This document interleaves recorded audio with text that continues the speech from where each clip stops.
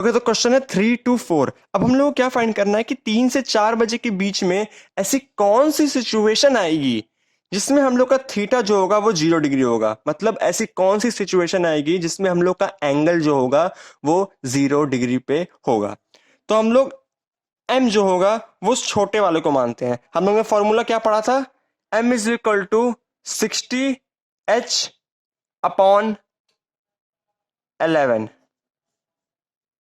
ये फॉर्मूला हम लोग ने पीछे पढ़ा था 60H/11 का। तो यहाँ पे एच जो होगा हम लोग छोटे वाले को मानेंगे, 3 को मानेंगे।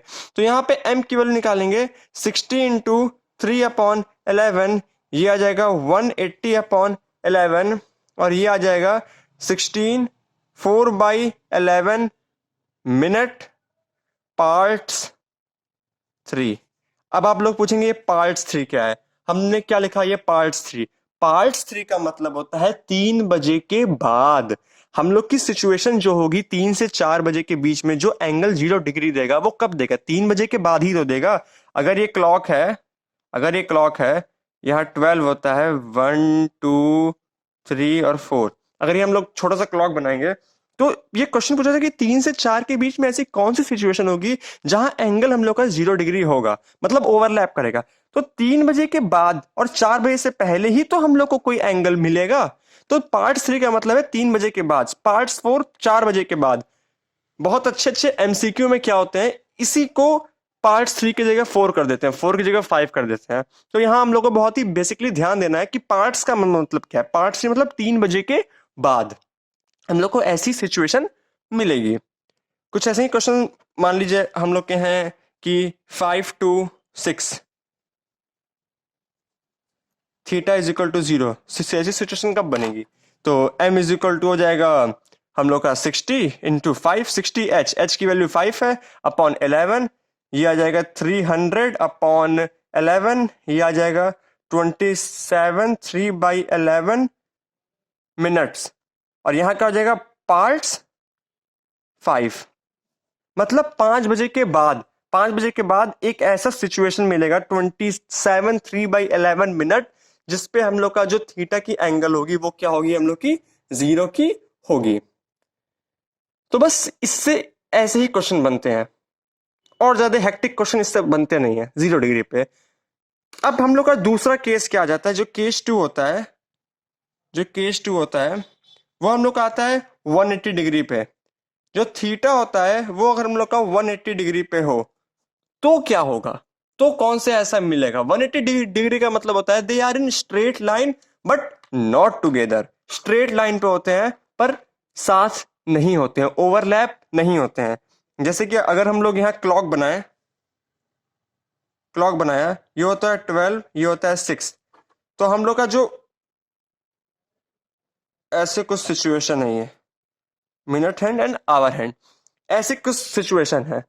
तो इस सिचुएशन को क्या होता है, एंगल जो बनता है वो होता है 180 डिग्री। क्वेश्चन पूछेगा कि 5 to 6, 5 बजे से 6 बजे के बीच में ऐसी कौन सी सिचुएशन होगी जिसमें एंगल जो होगा वो 180 डिग्री हम लोग का होगा।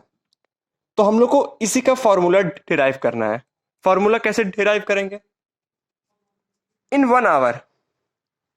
वन आवर ऐसा कितनी बार पॉसिबल होगा कि जो एंगल बनेगा वो 180 डिग्री बनेगा। तो ऐसा पॉसिबल होगा only 1 times, sorry for that.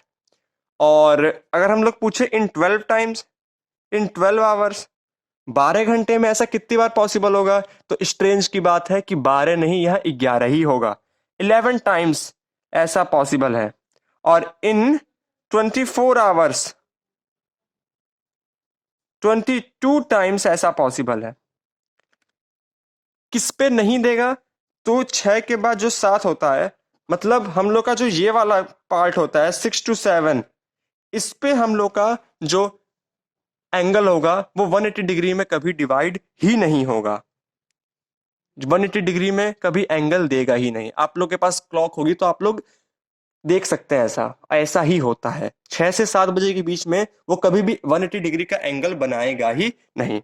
Situation अगर ऐसी होती है तो क्लॉक के 2 पार्ट में डिवाइड हो जाता है। पहले पार्ट 6 आवर्स के होते हैं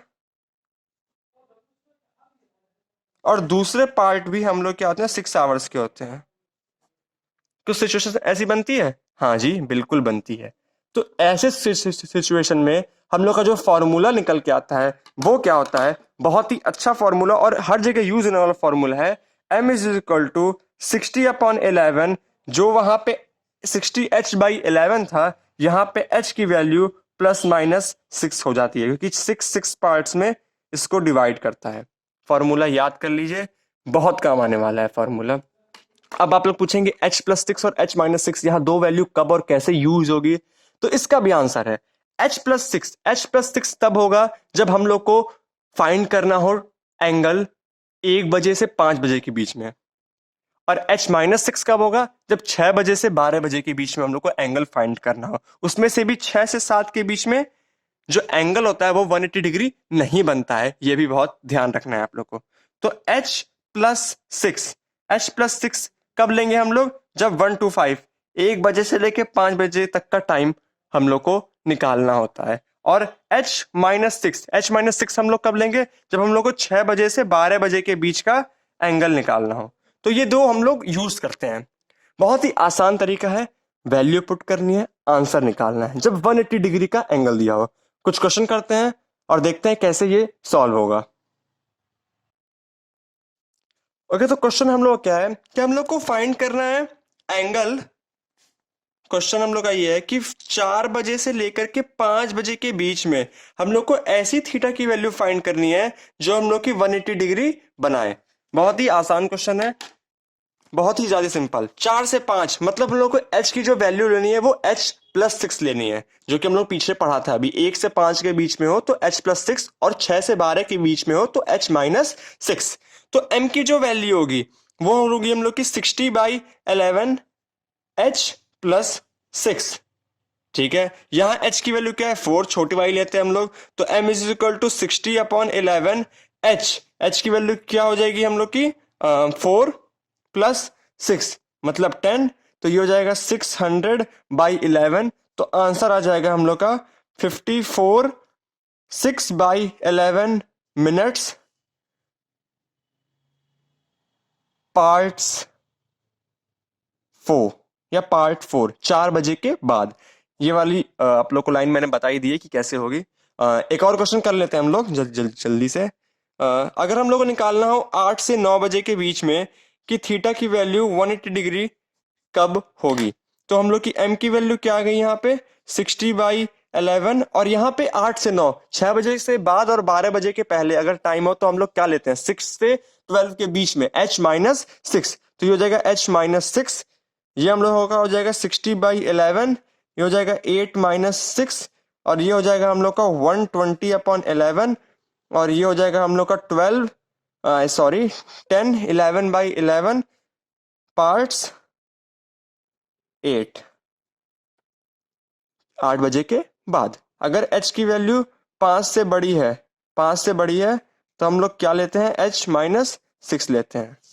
ये आप लोगों को समझ में आ रहा होगा। इस पे हम लोग और भी क्वेश्चन करेंगे, पर उससे पहले हम लोग देखते हैं हम लोग का तीसरा केस क्या है। तीसरा केस कौन सा है, हम लोग का तीसरा केस है कि अगर थीटा की वैल्यू हम लोग की 90 डिग्री हो तो क्या होगा। थीटा की वैल्यू हम लोग ने 0 डिग्री देखी, 180 डिग्री देखी, 90 डिग्री पे हम लोग का क्या केस बनेगा। देखते हैं हम लोग। ज्यादा टफ सवाल रीजनिंग में है नहीं क्लॉक के ऊपर, तो ये बेसिकली ऐसे ही क्वेश्चन पूछेंगे आप लोग से। और क्लॉक का ये पहला केस था जिसमें हम लोग को सिर्फ एंगल निकालना था। तो एक फॉर्मूले की मदद से हम लोग किसी भी टाइम का, किसी भी इंस्टेंस ऑफ टाइम का एंगल हम लोग फाइंड कर सकते हैं।